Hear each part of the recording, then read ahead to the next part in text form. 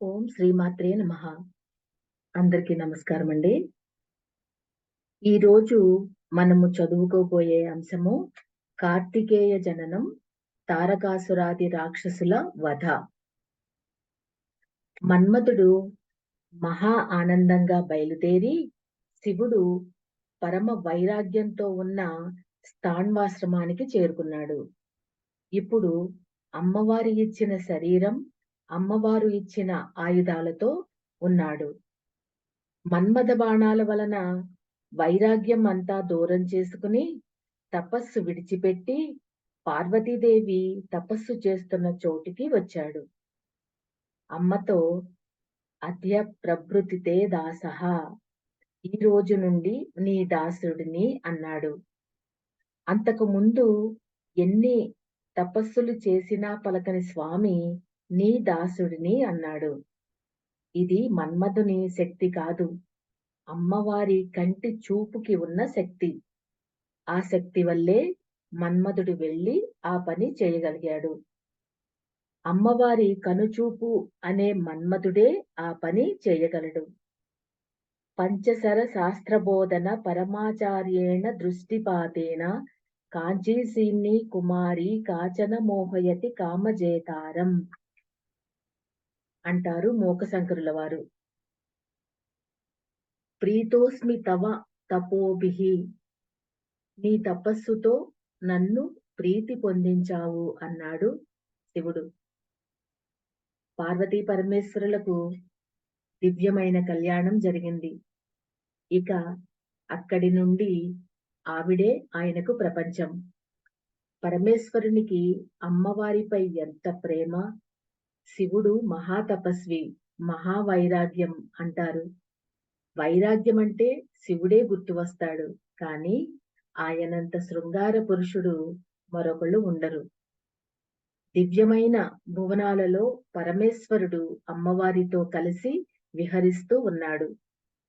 ఆ పరమేశ్వరుని దివ్య తేజం అమ్మవారి కారణంగా వెలికి వచ్చింది. ఆ శాంభవ తేజం ముందుగా ఈ పృథ్వీ మీద పడింది. కానీ పృథ్వీ భరించలేకపోయింది. అప్పుడు అది వాయువు ద్వారా అగ్నికి అప్పగించబడింది. అగ్ని కూడా ఆ మహాతేజాన్ని భరించలేకపోయాడు. శివతేజం పంచభూతాలకు మూలమైనది. పంచభూతాలలో ఒకడైన అగ్ని కూడా ఆ తేజస్సును భరించలేకపోయాడు. అగ్ని దానిని తీసుకుని వెళ్లి గంగయందు ఉంచాడు. కాని గంగ కూడా దానిని భరించలేక తపిస్తే మామూలు అగ్ని చాలదని బ్రహ్మదేవుడు ఒక ప్రత్యేక తపస్సు చేసి దానితో అగ్నిశిఖలతో కూడిన రెల్లు తుప్పను తయారు చేశాడు. రెల్లుకి శరము అని పేరు, తుప్పకి వనము అని పేరు. ఆ రెండూ కలిపితే శరవణం అయ్యింది. అలా తయారు చేసిన శరవణంలో ఈ శివ తేజస్సు ఉంది. ఆ శరవణం జగన్మాత రూపమే. ఆ శివతేజం కొంతకాలానికి 12 చేతులతో 6 ముఖాలతో వ్యక్తమైంది. అదే శరవణ భవ అయిన తేజస్సు. అదే స్కందః. స్కందుడు అంటే శివుని నుండి జారి వచ్చిన తేజస్వరూపుడు. దీనిలో సృష్టి క్రమమంతా చెప్పబడింది. విశ్వమంతా ఒక మహాశక్తి వ్యాపించి ఉంది. ప్రపంచమంతా పార్వతీ పరమేశ్వరులకు పుత్రస్థానమే. ఈ జగత్తులో 3 తత్వాలు ఉన్నాయి. అవి మాతృ, పితృ, పుత్ర తత్వాలు. విశ్వంలో ప్రధానంగా 4 దిక్కులు, పైన ఒకటి, కింద ఒకటి, మొత్తం 6. ఈ 6 దిక్కులా వ్యాపించి ఉన్నదంతా ఆ శివశక్తుల తత్వమే అని తెలుసుకోవడమే 6 ముఖాల సుబ్రహ్మణ్య తత్వం. విశ్వమంతా కుమారస్థానంలో ఉంది. దానికి మూలమైన వారు శివశక్తులు. పంచభూతాలకు అతీతమైన పరమాత్మ తేజస్సు ప్రకృతి ద్వారా వచ్చింది. ప్రకృతి ప్రేరణ శక్తి. ఆ ప్రకృతి పార్వతి. పరమేశ్వరుని నుండి వ్యక్తమైన ఆ తేజస్సు భూమి రాపో నలో వాయు ఖం మనో బుద్ధిరేవచ. ఇలా భూమి, నీరు, అగ్ని, వాయువు, ఆకాశం క్రమంగా వ్యాప్తి చెంది విశ్వంగా విస్తృతమైంది. విశ్వమునందంతటా వ్యాపించినది శివశక్త్యాత్మకమైన తత్వం. అదే సుబ్రహ్మణ్య తత్వం. అదే షణ్ముఖ తత్వం. అది లభిస్తే విశ్వమంతా ఆ శివశక్తిమయమనే జ్ఞానం కలుగుతుంది.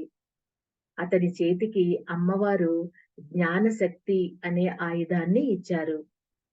ఆ శక్త్యాయుధంతో స్వామి బండాసురుడు పోగా మిగిలిన తారకాసురుడు మొదలైన రాక్షసులను సంహరించాడు. దేవసేనలన్నిటినీ ఒకటి చేశాడు. ఇక్కడ సుబ్రహ్మణ్య తత్వాన్ని స్మరించుకోవాలి. రామాయణంలో రామలక్ష్మణులకు విశ్వామిత్రుడు సుబ్రహ్మణ్య తత్వాన్ని చెప్పారు. అలాగే మహాభారతం అరణ్య పర్వంలో స్వయంగా మార్కండేయ మహర్షి సుబ్రహ్మణ్య తత్వాన్ని ధర్మరాజుకు చెప్పారు. 2 యుద్ధాలకు ముందుగా సుబ్రహ్మణ్య తత్వం చెప్పబడింది. రావణ యుద్ధం కోసం రాముని పంపించేటప్పుడు విశ్వామిత్రుడు మొదట చెప్పినది అంటే అవతార ప్రయోజనం నెరవేర్చడానికి ముందు చెప్పినది సుబ్రహ్మణ్య తత్వం. కురుక్షేత్ర సంగ్రామంలో పూర్వరంగంగా చెప్పింది సుబ్రహ్మణ్య తత్వం. దేవశక్తులు చాలా గొప్పవే కానీ అసురీ శక్తుల వల్ల అవన్నీ చెల్లాచెదురైపోయాయి. వేటికి ప్రత్యేకమైన బలం లేక క్షీణించిపోయాయి. సుబ్రహ్మణ్యుడు దేవశక్తులన్నిటినీ సమీకరించి వారందరికీ నేనున్నాను అని అభయమిచ్చాడు. అందుకే దేవసేనాని అయ్యాడు. అందరినీ కలిపి వాటిని దుష్టశక్తుల మీద విజృంభణ చేయించి వాటిని సంహరించాడు. ఇప్పటికీ పవిత్రమైన దైవీ గుణాలు కలిగిన వారు ఎందరో ఉన్నారు. కానీ వారి శక్తులన్నీ చెల్లాచెదురైపోయి ఉన్నాయి. సుబ్రహ్మణ్య స్వామిని ఆరాధిస్తే ఆ దైవీ శక్తులన్నిటినీ ఒక చోట సమకూర్చి బలమిచ్చి అసురీ శక్తులను సంహరింపచేయగలడు. ఎప్పుడైనా ధర్మరక్షణకు సుబ్రహ్మణ్య తేజం అవతరించాలి. అదే విధంగా అజ్ఞాన శక్తుల్ని నాశనం చేయడానికి సుబ్రహ్మణ్య తేజం ఎప్పటికప్పుడు ఆవిష్కరింపబడుతుంది. ఈ సుబ్రహ్మణ్యుడు జ్ఞానపరంగా చూస్తే గురుగుహుడు. శివశక్తుల తత్వంతో మనకు లభించిన గురు స్వరూపుడు. ఆ గురు స్వరూపుడై అవతరించిన అవతారాలే జ్ఞాన సంబంధుడు, ఆది శంకర భగవత్పాదులు, రమణ మహర్షి. వీరందరూ సుబ్రహ్మణ్య విభూతులు. ఈ విభూతి దైవీయమైన గుణాలన్నిటినీ సమీకరిస్తుంది కనుక రామాయణంలో భారతంలో చెప్పబడినట్లు సుబ్రహ్మణ్య స్మరణ వల్ల దైవీ శక్తులకు రక్షణ కలుగుతుంది. అసురీ శక్తులు బలహీనమవుతాయి. సుబ్రహ్మణ్యుని ఆవిర్భావమే పార్వతీ పరమేశ్వరులకు ఆనందం. అలా ఈ లలితోపాఖ్యానం కూడా కుమార సంభవంతో పూర్తి అయింది. ఈ రహస్యం తెలిసిన కాళిదాస మహాకవి రచించిన కుమార సంభవంలో ఎక్కడా కుమారస్వామి యొక్క పుట్టుక ప్రస్తావన ఉండదు. కానీ పేరు మాత్రం కుమార సంభవం. దానిలో ఆయన శివపార్వతుల కళ్యాణం, శివపార్వతులు ఆనందంగా కలిసి విహరించడం వరకు చెప్పి ఆపివేశారు. తరువాత జరిగేదే కుమార సంభవం. శివశక్తుల ఏకత్వమే కుమారస్వామి. శివుడు 5 ముఖాలవాడు. శక్తిది ఒక ముఖం. ఆ రెండూ కలిసి 6 ముఖాలు. సుబ్రహ్మణ్యుడంటే శివశక్త్యైక రూపుడు. ఆయన దేవతల్ని రక్షించాడు. దేవతలంటే యజ్ఞ స్వరూపులు. యజ్ఞం అంటే సత్కర్మ. దానివల్లే లోకం నిలుస్తుంది. ఆయన యజ్ఞ స్వరూపుడు. యజ్ఞంలో ఒక అగ్ని పైకి రగులుతూ ఉంటుంది. దానిపైన ఆజ్యం వేస్తారు. దానినే సోమం అంటారు. ఆ ఆజ్యం క్రిందకి పడుతుంది. ఆజ్యం యొక్క దిశ ఎప్పుడూ క్రిందికే ఉంటుంది. అగ్ని దిశ ఎప్పుడూ పైకే ఉంటుంది. ఈ రెండూ కలిపితే దేవతా శక్తులు అందులోంచి వ్యక్తమై అనుగ్రహిస్తున్నాయి. పైకి వెళ్ళే అగ్ని శివుడు, క్రిందకి వచ్చే సోమం శక్తి. అగ్ని లేనిదే సోమం లేదు. సోమం లేనిదే అగ్ని ప్రజ్వరిల్లదు. నమః సోమాయ చ రుద్రాయ చ అనడంలో ఇది ఆంతర్యం. పైకి వెళ్ళే అగ్నికి సంకేతం ఊర్ధ్వ త్రికోణం. క్రిందికి వచ్చే సోమానికి సంకేతం అధ త్రికోణం. ఈ 2 త్రికోణాలు కలిపితే 6 త్రికోణాలు అవుతాయి. అదే షట్కోణం. అదే షణ్ముఖ తత్వం. యజ్ఞతత్వమంతా సుబ్రహ్మణ్య తత్వంలో దాగి ఉంది. కుమారగణనాదాంబ తుష్టి పుష్టి మతిధృతి అనే నామంలో చెప్పబడిన గణపతి సుబ్రహ్మణ్యులు ఇద్దరూ ఈ లలితోపాఖ్యానంలో చెప్పబడ్డారు. తక్రేణ దత్తాంస గుహో దేవసేనాముపాయత సాచక్రతనయా దేవసేన నామ్ని యశస్విని. ఆ సుబ్రహ్మణ్యునికి ఇంద్రుడు స్వయంగా దేవసేనను ఇచ్చి వివాహం చేశాడు. వల్లి అనే శక్తి, ఈ 2 నారాయణుని యొక్క శక్తులు. వరుస ప్రకారంగా సుబ్రహ్మణ్యుడు నారాయణునికి మేనల్లుడు అవుతాడు. మేనల్లుడికి తన పిల్లలిద్దరిని ఇచ్చినట్లు పురాణాలు చెప్పే అందమైన కథ. దీనిలో ఎన్నో సంకేతాలు ఉన్నాయి. దేవసేన ఈయనకు ఒక భార్య. సుబ్రహ్మణ్యుడు దేవసేనలన్నిటినీ సమీకరించాడు కనుక ఆ దేవసేన శక్తికి ఒక రూపు ఇస్తే అదే దేవసేన. వల్లి అంటే తీగ. తీగ అంటే చుట్టుకునేది అని అర్థం. సామాన్యంగా మూలాధారం వద్ద కుండలిని కిందికి చూస్తూ ఉంటుంది. సాధన చెయ్యగా మూలాధారం వద్దనున్న గణపతి అనుగ్రహిస్తే ఆ కుండలిని శక్తి ఉత్థానమవుతుంది. అలా మేల్కొన్న కుండలిని తీగలా పైకి వెళ్ళడమే వల్లీ శక్తి. అలా అది 6 చక్రాల మీద నుండి వెళ్తుంది కనుక 6 ముఖాలు. అలా ప్రయాణం చేస్తూ ఆ వల్లీ శక్తి మహా కైలాసానికి చేరుకుంటుంది. అక్కడ శివశక్త్యైక తత్వం ఉంటుంది. అక్కడ ఈ కుమార గణనాథులు అమ్మ అయ్యల ఒడిలోకి వెళ్ళిపోతారు. ఇది యోగపరమైన తత్వం. యోగపరంగా, యజ్ఞపరంగా, యంత్రపరంగా, తత్వపరంగా ఇంత ఆంతర్యం ఉంది. శ్రీమన్నగర వర్ణన. అగస్త్యుల వారు శ్రీమన్నగరం ఎలా ఉంటుందో చెప్తావా స్వామి అని అడిగారు. హయగ్రీవుల వారు చెప్తూ, ఇది ఏకాగ్రంగా వింటే సర్వోత్కృష్ట ఫలప్రదం అని వివరిస్తూ, బ్రహ్మ విష్ణు రుద్రుల్ని అమ్మవారు విమానం ద్వారా తీసుకుని వెళ్ళిన చోటే మణిద్వీపం. ఆ మణిద్వీపాన్ని విశ్వకర్మ బండాసుర సంహారం కోసం ఇక్కడ దించాడు. అదే శ్రీమన్నగరం. ఆయన అమ్మవారు తిరగడానికి 16 శ్రీమన్నగరాలు చేశాడు. ప్రధానమైన శ్రీమన్నగరం గురించి ఇప్పుడు చెప్తున్నాను విను అన్నాడు హయగ్రీవ స్వామివారు. ఈ శ్రీమన్నగరం సుమేరు అనబడే పర్వతం మధ్య శిఖరంలో ఉంది. సుమేరు శృంగ మధ్యస్థ శ్రీమన్నగర నాయిక అని లలితానామం. సుమేరు పర్వతం, సుమేరు అనగా ప్రధాన ఆధార కేంద్రం అని అర్థం. ఇది కొండ అంటే మనం చూసేటట్టు ఉండదు. ఇది కంటికి కనపడని ఒక తేజోమయమైన భూమిక. ఇదే ఈ జగచ్చక్రానికే కాక సర్వ బ్రహ్మాండాలకు ఆధారం. సర్వభువనాలకి ఆధారం సుమేరు పర్వతం.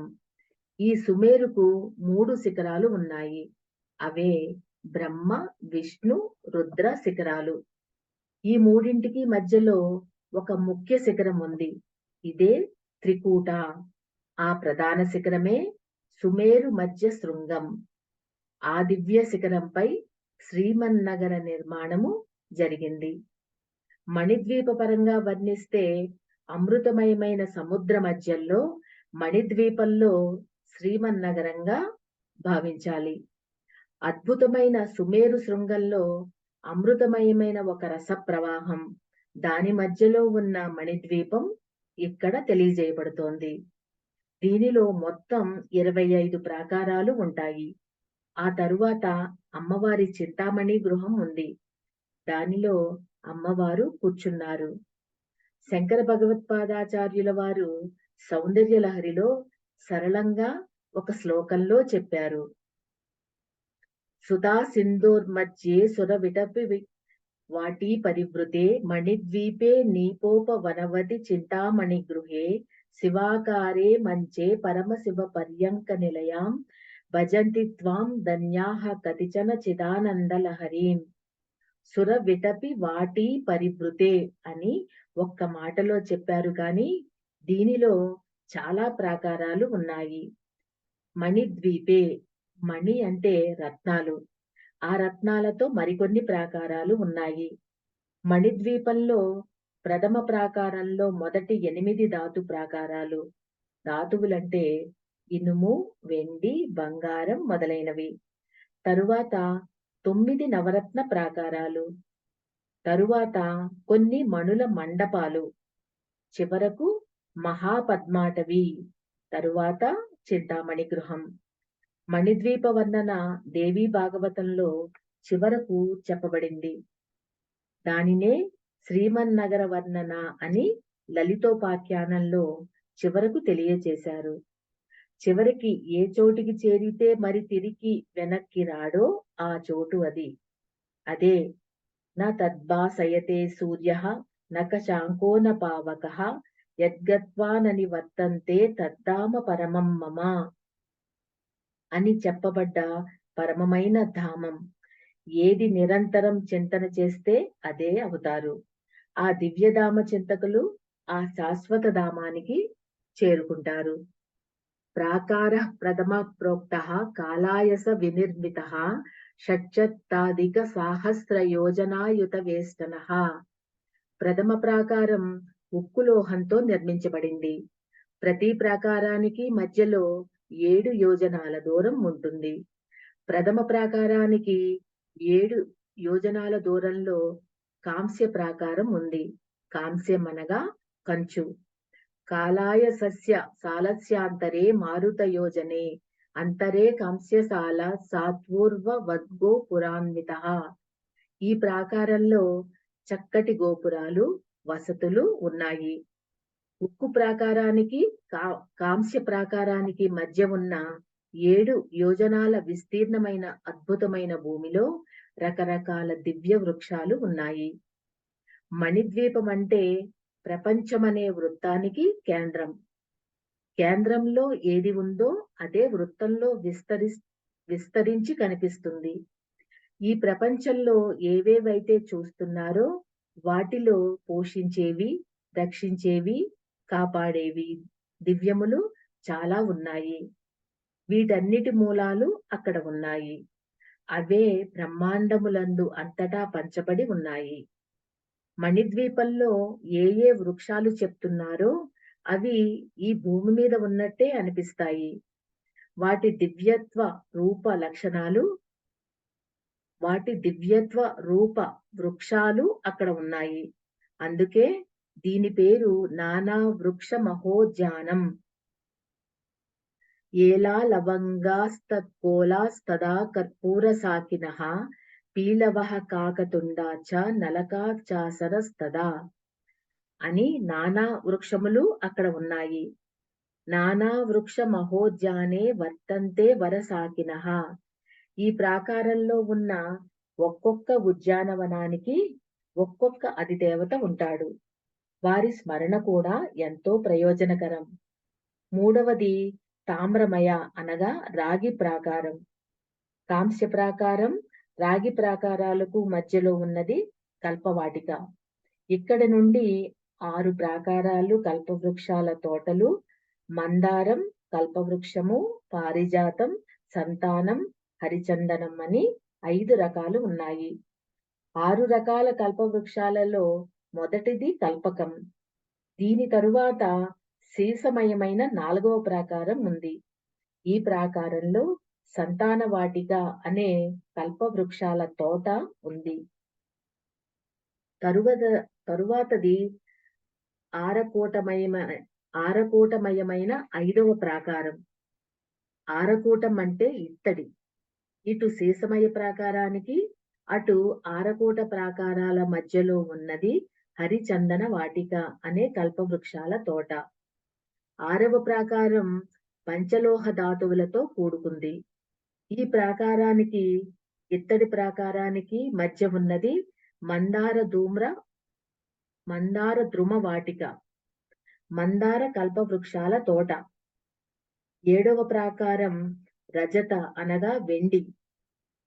ముందు చెప్పబడిన పంచలోహ ధాతు ప్రాకారానికి, రజత ప్రాకారానికి మధ్యలో పారిజాతం అనబడే కల్పవృక్ష వాటిక ఉంది. ఇక్కడితో కల్పవృక్షాలు పూర్తి అవుతాయి. 8వ ప్రాకారం పేరు హేమసాలం. ఇది పూర్తిగా బంగారంతో చేయబడినది. ఇది శ్యామలాదేవి ఉండే చోటు. హేమసాలానికి, రజత ప్రాకారానికి మధ్య ఉన్నవి కడిమి చెట్లు. అవి కదంబ వృక్షాలు. ఈ తల్లిని కదంబ వనవాసిని అని పిలుస్తారు. మొత్తం కదంబ వనాలు అక్కడ భాసిస్తూ ఉంటాయి. ఆ కదంబ వనాలలో శ్యామల అమ్మవారు తన అంగదేవతలు, పరివార దేవతలు, సేనలతో కూడి ప్రత్యేక నివాసం ఉంటుంది. ఈ తల్లికి ఇక్కడ ప్రత్యేక భవనం కాక అమ్మవారి చింతామణి గృహానికి ప్రక్కన మరొక భవనం కూడా ఉంది. ఇక్కడ ఈ విభాగం చూస్తేనే శ్యామలాదేవి మరొక రూపంతో అమ్మవారిని కొలుచుకుంటూ ఉంటుంది. నివాసా నగరీ సేయం శ్యామాయాః పరికీర్తిత సేవార్ధ నగరీ త్వన్యా మహాపద్మాటవీ స్థలే. ఈవిడే మాతంగ కన్య. హయగ్రీవుల వారు అలా చెప్పగానే అగస్త్యుడు ఆమెను మాతంగ కన్య ఎందుకు అన్నారని ప్రశ్నించాడు. మతంగ మహర్షి, వశిష్ఠుడు మొదలైన వారితో సమానమైన తపస్సు చేసినవాడు. ఈ మతంగ మహామునికి మాతంగుడు అని ఒక కొడుకు ఉండేవాడు. అతను తండ్రి ద్వారా అమ్మవారి ఉపాసనను స్వీకరించి శ్యామలాదేవిని ఉపాసించాడు. ఆ తల్లి అతని అవ్యాజమైన భక్తిని చూసి అనుగ్రహించి వెంటనే కనపడింది. అమ్మ ఏం కావాలని అడగగానే ఆయన, అమ్మా నాకేం వద్దు, నిన్ను స్మరిస్తే చాలు ప్రత్యక్షం కాకుండానే అన్నీ ఇస్తావు. నీ వల్ల నాకు అన్ని రకాల సిద్ధులు లభించాయి, అన్ని కోరికలు తీరిపోయాయి, అన్ని విభూతులు నాకు లభించాయి. కాని ఒక్క కొరత మాత్రం ఉండిపోయిందమ్మా. నాకు హిమవంతుడు మిత్రుడు. అతను ఏదైనా సందర్భం వచ్చినప్పుడల్లా నేను గౌరీదేవి తండ్రినోయ్ అని మాటిమాటికి అంటూ ఉంటాడు. ఎంత గొప్ప! జగత్తంతటినీ కన్నది ఆ తల్లైతే ఆ తల్లిని కన్నవాడిని నేను అని హాయిగా చెప్పుకుంటూ ఉంటాడు. అది నాకు అసూయ కాదు కాని అలా అనిపించుకోవాలని నాకు ఉందమ్మా అని అడిగాడు. అప్పుడు అమ్మ సరే అనుగ్రహిస్తున్నాను అని వరమిచ్చింది. మాతంగుడి భార్య పేరు సిద్ధిమతి. ఆవిడకు అమ్మవారు స్వప్నంలో కనిపించి తాను పెట్టుకున్న కడిమి పూల గుత్తి నుండి ఒక గుత్తిని తీసి ఈ సిద్ధిమతికి ఇచ్చింది. వెంటనే మరురోజు అమ్మ తేజం ఆమె యందు ప్రవేశించింది. అలా మాతంగమునికి సిద్ధిమతి యందు అవతరించింది శ్యామలాదేవి. అప్పుడు ఆ తల్లి మాతంగ కన్య అనిపించుకుంది. ఆవిడనే మాతంగ కన్యాం మనసా స్మరామి అని కీర్తిస్తూ ఉంటారు. ఈవిడే శ్యామలాదేవి యొక్క మంత్రాలలో లఘు శ్యామల అనబడే తల్లి. ఈ తల్లి ప్రధానమైన శక్తిగా భాసిస్తున్నదని ఆ అమ్మవారి ప్రాకారాన్ని వర్ణించారు. ఆయా వనాల అధిదేవతలు వివరాలు హయగ్రీవ స్వామి వారు చెప్తున్నారు. మొట్టమొదటి ప్రాకారం నానా వృక్ష మహోద్యానంలో మహాకాలుడనే ఆయన మహాకాళితో పాటు ఉంటారు. మహాకాళి మహాకాళౌ లలితాజ్ఞ ప్రవర్తకౌ విశ్వం కలయతః కృత్స్నం ప్రథమోద్యాన వాసినౌ. నిజానికి దీనిలో ఉన్న సంకేతవాదం పరిశీలిస్తే అదంతా ఒక పెద్ద గ్రంథం అవుతుంది. ఎన్నో అద్భుత విషయాలు ఉన్నాయి. ప్రపంచంలో కాలం ఎలా విభజింపబడింది, దేశం ఎలా విభజింపబడింది అనే విషయాల్ని ఇంత స్పష్టంగా మరే మతం గాని దేశం గాని చెప్పలేదు. ఇక్కడ మహాకాళి మహాకాలుడు ఉన్న యంత్రం ఉంటుంది. ముందు తెలియచేసిన యంత్ర విజ్ఞానం ఇక్కడ గుర్తు తెచ్చుకో. ఈ యంత్రంలో మన్వంతర దేవతలు, యుగ దేవతలు, పగలు రాత్రి దేవతలు, చీకటి వెలుగుల దేవతలు, ప్రదోష దేవతలు, సంధ్యా దేవతలు, అర్ధరాత్రి దేవతలు, అన్ని రకాల పూర్ణిమ, అమావాస్యలలో ఉన్న దేవతలు, కాలంలో సూక్ష్మ విభాగాలైన కళ, కాష్ట, నిమేష, క్షణ, లవ, త్రుటి, ముహూర్త, కుతప, ఘోర ఇవన్నీ ఆవరణ దేవతలుగా ఉండి ఆ మధ్యలో మహాకాళి, మహాకాలుడు ఉంటారు. సర్వకాల స్వరూపం ఇక్కడ చూపించబడింది. తరువాతది రెండవ ఉద్యానవనమైన కల్పవృక్షాల వాటిక. ఇక్కడ నుండి 6 కల్పవృక్షాలలో 6 ఋతువుల అధిదేవతలు ఉంటారు. ఈ ఋతువులకు మన శరీరానికి సంబంధం ఉంది. ప్రపంచంలో ప్రతి వస్తుజాలం మీద ఋతువుల ప్రభావం ఉంది. కొన్ని ఋతువుల్లో కొన్ని వస్తువులు దొరుకుతాయి. కొన్ని ఋతువుల్లో కొన్ని వ్యాధులు, బాధలు వస్తూ ఉంటాయి. ఋతువులు మంచి చెడు రెండూ చేస్తాయి. కానీ ఇప్పుడు చెప్పబోయే ఈ ఋతుదేవతలను నమస్కరించుకుంటే ఆ ఋతువుల యందు మేలు తప్ప కీడు జరగదు. ఆ ఋతువులలో కాలపరమైన ఇబ్బందులు తొలగడం భౌతిక ఫలం. ఈ ఋతుచక్రమంతా శరీరమునందే ఉంది. వారే షట్చక్రాది దేవతలు. ఇవన్నీ మరింత లోతైన విషయాలు. కాలమంతా ప్రధానంగా ఈ ఋతుశక్తుల ద్వారానే మనకి అన్నిటినీ ఇస్తోంది. నీరు, గాలి, ఫలాలు, సస్యాలు ఇవన్నీ ఋతువుల యందు ఆధారమై ఉన్నాయి కనుక ఇక్కడ నుండి 6 కల్పవృక్షములు ఋతువులకి చెప్పబడుతున్నాయి. రెండవ కల్పవృక్ష వాటికలో అధిదేవతగా ఉన్నవాడు ఆ ఉద్యానవన రక్షకుడు వసంతుడు. ఈయనకు 2 శక్తులు ఉన్నారు. వాళ్లే భార్యలుగా చెప్పబడుతున్నారు. భార్యలు అంటే వారి యొక్క శక్తులు. వారు మధుశ్రీ, మాధవశ్రీ. 3వ ఉద్యానవనం సంతాన వాటిక. ఇక్కడున్న ఋతుదేవత గ్రీష్మ ఋతువు. ఈయనకి ఉన్న 2 శక్తులు శుక్రశ్రీ, శుచిశ్రీ. 4వ ఉద్యానవనం హరిచందన వాటిక. ఇక్కడ ఉండేవాడు వర్ష ఋతువు అధిదేవత. ఈయనకు చాలా శక్తులు ఉన్నాయి. నభశ్రీ, నభస్యశ్రీ, సరస, సస్యమాలిని, అంబాదుల, నితత్ని, అభ్రయంతి, మేఘయంతిక, వర్షయంతి, క్షిపునిక, వారిధార ఇవి ముఖ్యమైనవి. శ్రావణ భాద్రపదాలలో మేఘాలు మబ్బులుగా మారి దారలుగా కురిసి అన్నిటినీ నింపడమనే మొత్తం పద్ధతిని ఒక్కొక్క స్థితిలో ఉండే శక్తులుగా ఇక్కడ చెప్పబడ్డాయి.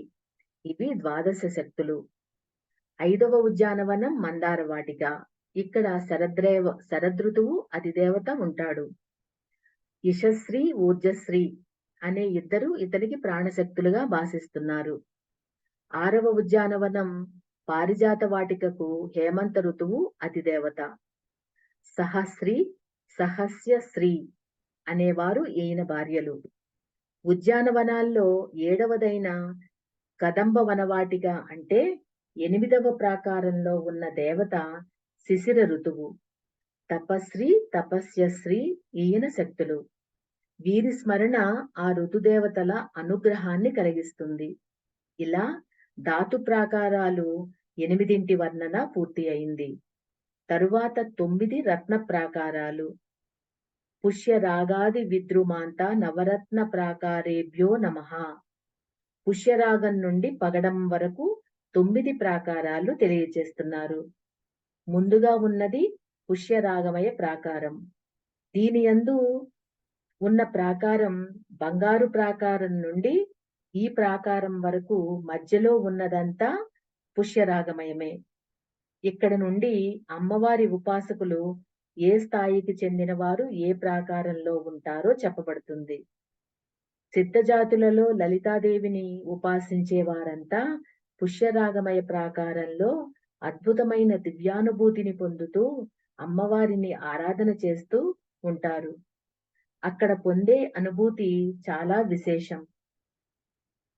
తరువాతది పద్మరాగమయ ప్రాకారం. ఇక్కడ చారణులు అనేవారు ఉంటారు. పూర్వంలో అమ్మవారిని ఉపాసించడం వల్ల సిద్ధి పొంది దివ్య దేహములతో ఈ ప్రాకారంలో వాసిస్తూ ఉంటారు. వారు ఆ లలితాంబిక దివ్యానుగ్రహ ఆనందాన్ని పొందుతూ ఉంటారు. ఈ లోకమంతా ఆనందలోకమే. ప్రతి ప్రాకారము ఆనందమయమే. ఎవరి ఉపాసనా స్థాయిని బట్టి వారికి అనుభవం ఇక్కడ కలుగుతూ ఉంటుంది. తరువాత గోమేధిక ప్రాకారం. ఇది 11వ ప్రాకారం. ఇక్కడ యోగరూప శక్తులన్నీ ఉంటాయి. కోట్ల కొలది యోగినులు, భైరవులు ఉంటారు. వీరు లలితాదేవిని కాల సంకర్షిణి రూపంతో ఆరాధన చేస్తూ ఉంటారు. 12వది హీర ప్రాకారం అంటే వజ్ర ప్రాకారం. ఇక్కడ గంధర్వులు, అప్సరసలు మొదలైన వారంతా అమ్మవారిని వజ్రేశ్వరి అనే పేరుతో ఆరాధిస్తారు. ఇక్కడ వజ్ర అనే నది ఉంది. తరువాతది వైడూర్య ప్రాకారం. ఇక్కడ పాతాళవాసులు నాగజాతులైన శేష, కర్కోటక, మహాపద్మ, వాసుకి, శంఖ, తక్షక, శంఖచూడ, మహాదంత, మహాఫణ మొదలైన వారంతా అమ్మవారిని ఆరాధించుకుంటూ ఉంటారు. ఈ చోటంతా మహానందభరితంగా భాసిస్తూ ఉంటుంది. 14వది ఇంద్రనీలమయ ప్రాకారం. ఇక్కడ నదులు, సరస్సులు ఉంటాయి. వాటిలో నీరు కూడా మధురంగా ఉంటాయి. అద్భుతమైన భోగ్య పదార్థాలు ఇక్కడ ఉంటాయి. భూలోకంలో శ్రద్ధగా అమ్మవారి ఉపాసన చేసేవారంతా ఉండే చోటు ఇది. ఏ భూలోకగతామత్యాః లలితామంత్ర సాధకాః తే దేహాంతే శుక్ర నీలకక్ష్యాం ప్రాప్య వసంతిః. ఇక్కడికి చేరడం అంత తేలిక కాదు. కానీ ఇక్కడికి చేరడమే పరమావధి కాదు. మానవులు సకామంగానో మరొక విధంగానో అమ్మవారిని ఆరాధిస్తూ ఉంటే ఇక్కడికిక్కడే కొన్ని పూర్తవుతూ ఉంటాయి. కొంతమంది కేవలం ప్రేమతో అమ్మవారి ఆరాధన చేస్తూ ఉంటారు. వీరికి జ్ఞానం, ఆత్మ విచారణ, వైరాగ్యం ఇవేవి ఉండవు. అపారమైన భక్తి కూడా వీరికి సిద్ధించకపోవచ్చు. ఇంకా లౌకికమైన వాసనలు ఉంటాయి. అలాంటి వారు వెళ్ళే చోటు ఇది. ఈ చోటు నిస్సంశయంగా భూమి కంటే ఎంతో ఉదాత్తమైనది. ఎందువలననగా ఇది బ్రహ్మాండాలన్నిటికీ ఆవల ఉంది. స్వర్గాది లోకాల కంటే ఎక్కువ ఆనందం ఇక్కడ అనుభవిస్తారు. కానీ ఇక్కడ పొందే ముక్తి పేరు సాలోక్య ముక్తి. ఆ లోకంలో ఉండే ముక్తి మాత్రమే. ఇంకా చింతామణి గృహానికి వీరు చేరలేదు. ఇక్కడి వారు లలితాదేవిని ధ్యానిస్తూ ఆ ధ్యానానందాన్ని అనుభవిస్తారు. కానీ కర్మక్షయమైన తర్వాత వారు భూమి యందు ఉత్తమ జన్మలు పొందుతారు. అప్పుడు వాళ్ళు జ్ఞానులై, యోగులై విచారణ చేస్తారు. ద్వంద్వరహితులు అనగా సుఖదుఖాలు, లాభ నష్టాలు, శీతోష్ణాలకు అతీతులై, జితేంద్రియులై ఎవరైతే ఆత్మతత్వాన్ని తెలుసుకుంటారో ఆ జ్ఞానులు మాత్రమే చింతామణి గృహంలో ఉన్న అమ్మలో లీనమవుతారు. ఈ ప్రాకారానికి చేరినా తరువాతి జన్మలలో ఎప్పటికైనా అక్కడికి చేరే అభయం కనిపిస్తున్నది. అమ్మ ఉపాసన చేసే వారందరూ కూడా క్రమక్రమంగా జ్ఞాన వైరాగ్యాలను అవలంబించుకుని సాత్వికమై అంతర్ముఖ సమారాధన చేస్తే ఈ జన్మలోనే చింతామణి గృహంలో ఉన్న అమ్మలో సాయుజ్యం పొందగలరు. ఇది 14వ ప్రాకారం. ఈ ప్రాకారంలో ఉన్న వారంతా చాలా గట్టి సాధకులే, సామాన్యులు కారు. తరువాత వచ్చేది ముక్తారత్నమయ ప్రాకారం అంటే ముత్యాల ప్రాకారం. తామ్రపర్ణి, మహాపర్ణి, సదాముక్త, సదోదక అనే మంచి నదులు ప్రవహిస్తూ ఉంటాయి. ఇక్కడ ఉండేవారంతా దేవలోక వాసులు.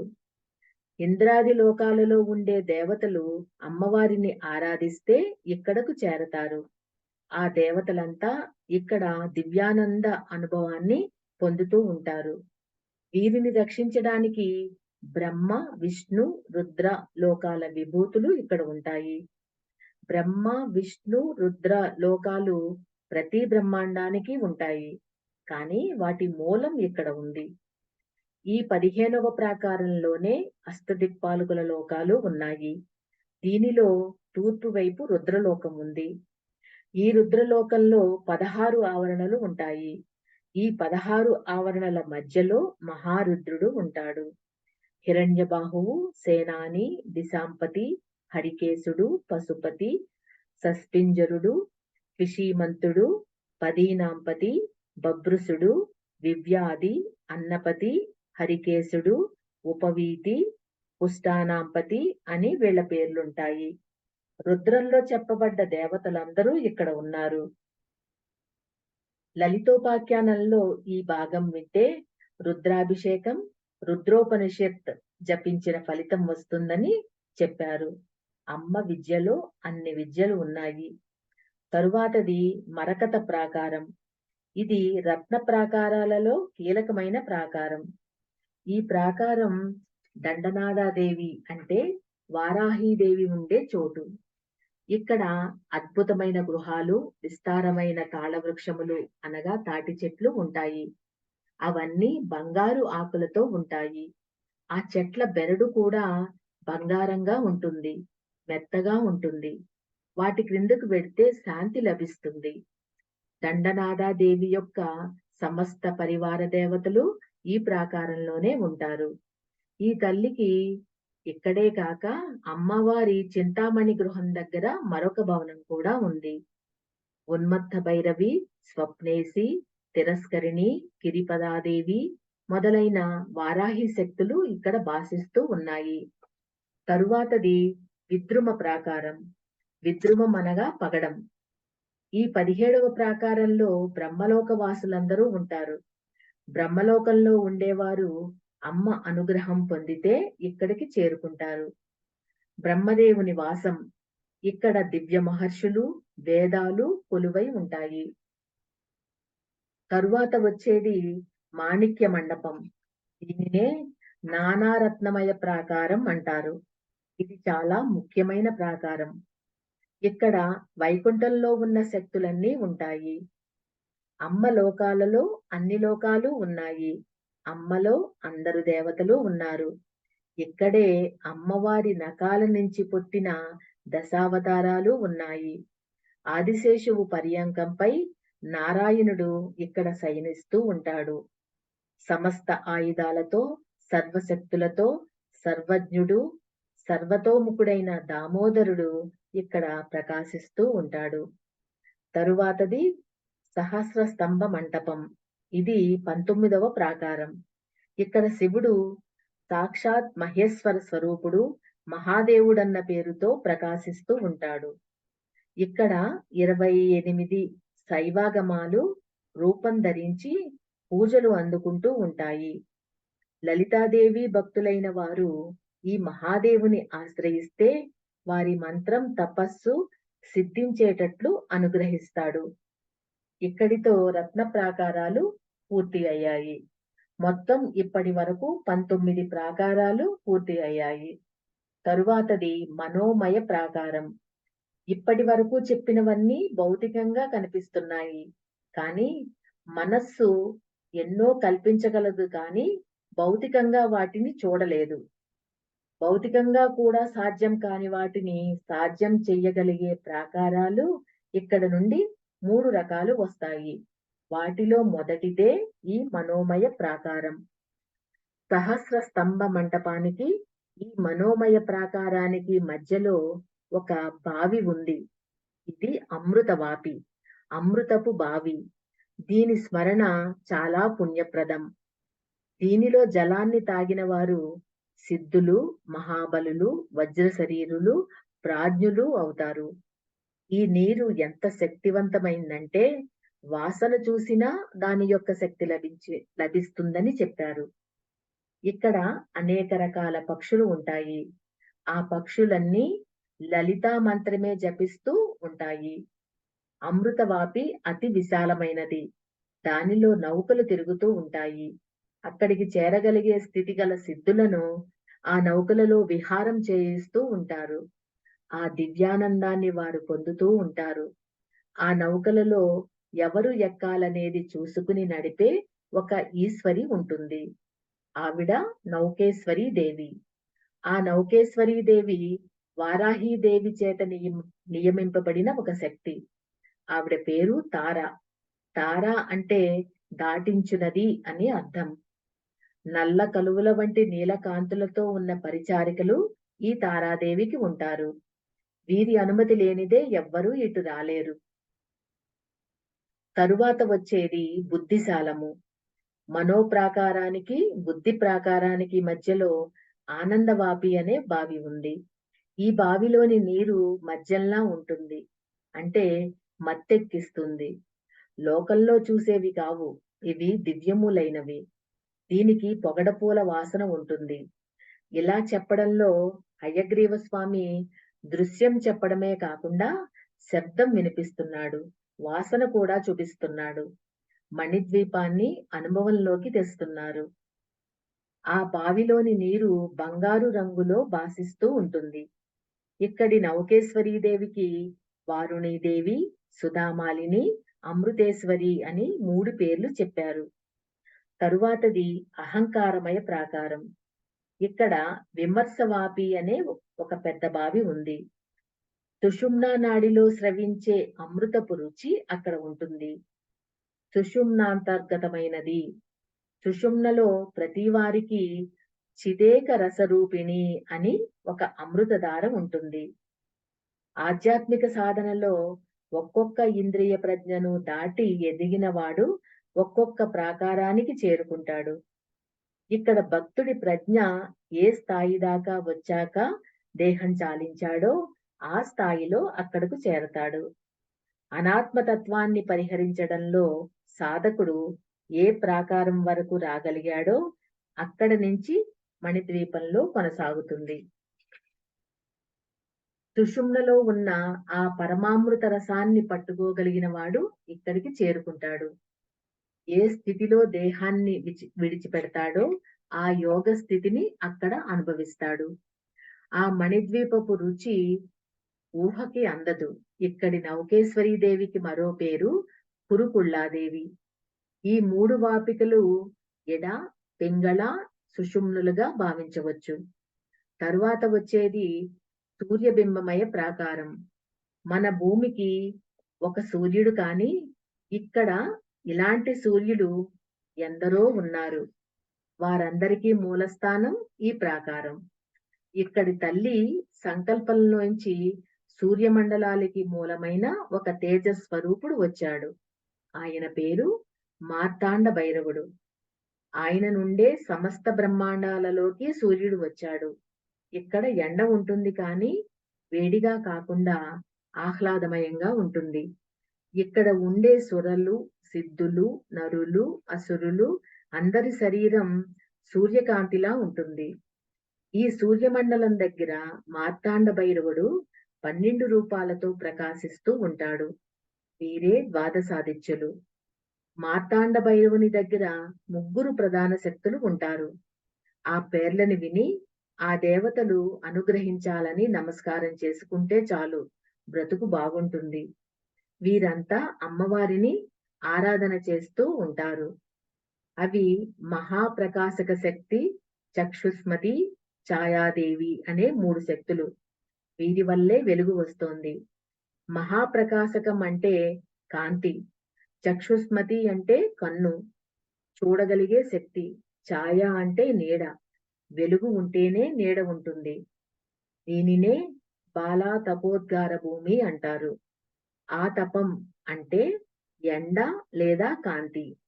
ఆ లేత సూర్యకాంతి ఉద్గారమై విస్తారమై ఉన్న చోటు కాబట్టి దీన్ని సూర్యబింబమయ ప్రాకారమని, బాలా తపోద్గారమని అంటారు. తరువాత చంద్రబింబమయ ప్రాకారం.